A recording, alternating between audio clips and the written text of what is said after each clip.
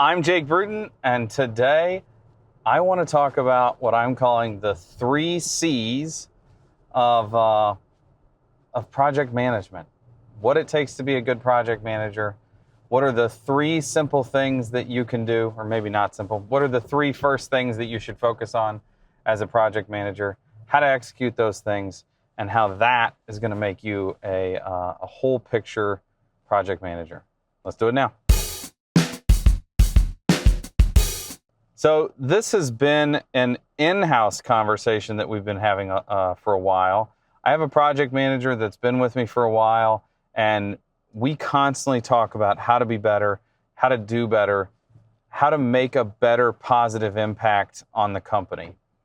And this week, so this is a new theory, this week I came up with what I'm calling the 3 C's.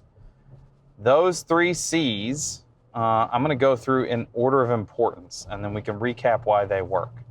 Number 1 is communication. And when I say communication, I mean communication with the owner, because if they're keeping me abreast as to what's going on, that means less of my time is involved in the project that they're the one that's supposed to be the project manager and they're supposed to be in charge of. So I'm abreast of what's going on. I know what's going on. I don't have to be involved until there's a reason for me to be involved, and I don't have to ask every day. I'm told we get a daily log. That communication, those skills go a long way to minimizing anybody else in the company besides the project manager needing to be on the project. Number 2 in that realm of communication is subcontractors. If you're clearly communicating schedule, specifications, expectations, everything with your subcontractors, you're more likely for them to be successful. It's more likely that they are going to understand what's required of them, understand where the goalpost is, understand what success looks like. And the third aspect of communication, possibly the most important, is clients. Clients view communication as reliability. If you are behind schedule, let's say you're running behind for a meeting. If you're going to be late and you call and tell them, I'm going to be late, this is how long I think I'm going to be late, please wait for me because I'm going to be able to get there, they're going to have much more respect for that, because it does happen from time to time, than for somebody that just walks in 15 minutes late to the meeting. If the schedule on the project is sliding and they need to be informed of that, communicating that clearly, concisely, and at the appropriate time is the first opportunity to become reliable in their mind. It's communication across the board with the client, from change orders to pricing the initial project, anything. Clear and competent communication is going to be the first way that clients believe that you're reliable and that you know what you're doing, and that you're going to be the person that they can turn to down the road when we have an issue. And that is an extremely challenging thing to do. We had a conversation recently with some other builders on the podcast about, boy, you got to talk to them as soon as you know. Like, as soon as you have the information that something bad is happening and the solution for it, or a path towards finding a solution, that needs to be talked about with the client, because the longer it waits, the more it's going to seem like you were hiding something. That falls in this. Communication is key. So the number one rule for being a good project manager is communication. You're the one at the top. You're the one holding the puppet strings. You have to be telling everybody what's going on in a manner that they can understand it and that they can figure out what they need to do to play their role. Number 2 is cleanliness. It sounds silly. Every time we talk about it, every time I talk about it with my crew members, I always think this is a silly conversation to have.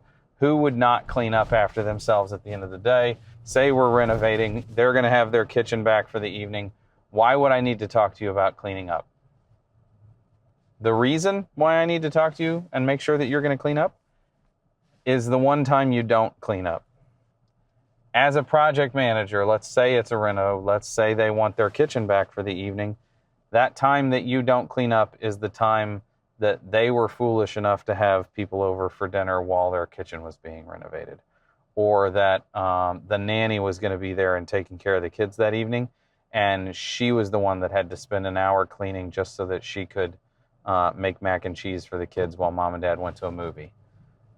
It makes you the professional. If you're clean, it looks like you care. If you're clean, it looks like you had the time today to accomplish all those tasks you got done and clean up. That means you were efficient with your time. That means you're good at your job. That means you care about your job.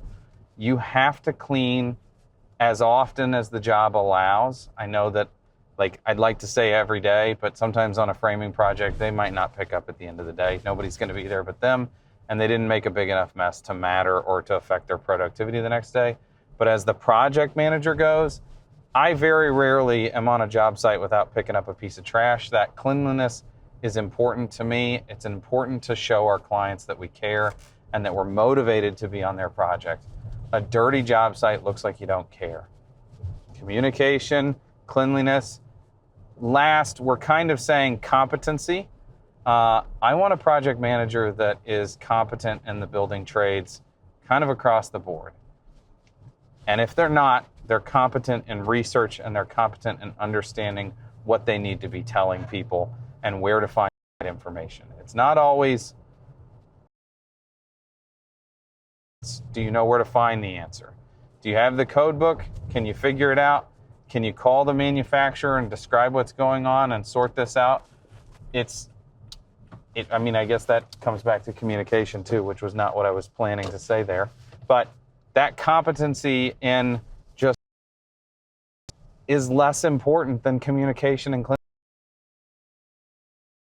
I realize that competency is very important. Is the ability to show that you care by keeping a clean. Two things actually trump number three, but I think that if I have any project manager, a hypothetical project manager, that is good at giving me a daily report, be it in an email or in a daily log through our computer system, if I have a project manager that when I go on one of their sites at the end of the day and they've actually been there all day working, and I don't see a piece of trash that needs to be picked up, and I have a project manager that can problem solve how a hip roof dies into another section and not have to call me to help with beam sizing and can just get it figured out on their own because they're competent and they understand what they need to ask for and they know where to find the information. That's my dream project manager. Those are things that don't come easy. Those are things that have to be developed habits. Those are things that have to be constantly discussed in order for it to be successful. But that's no different than cutting a roof or putting down a drop cloth before you paint. You have to develop good habits. Good habits make good practices. Good practices make good projects. And therefore, you have the 3 C's, as we're saying, of a good project manager. So go hire somebody that does those things and you'll be happy and your life will be easier. Subscribe to the newsletter. If you don't subscribe to the newsletter, you are going to miss content. There's 12 new videos a week, and you're going to miss them if you don't subscribe. There's great stuff. I'm learning from everybody involved. I'm really enjoying getting to see the channels grow and everybody just continue to be putting out higher and higher quality stuff. Don't forget to follow me on Instagram. Thanks for watching.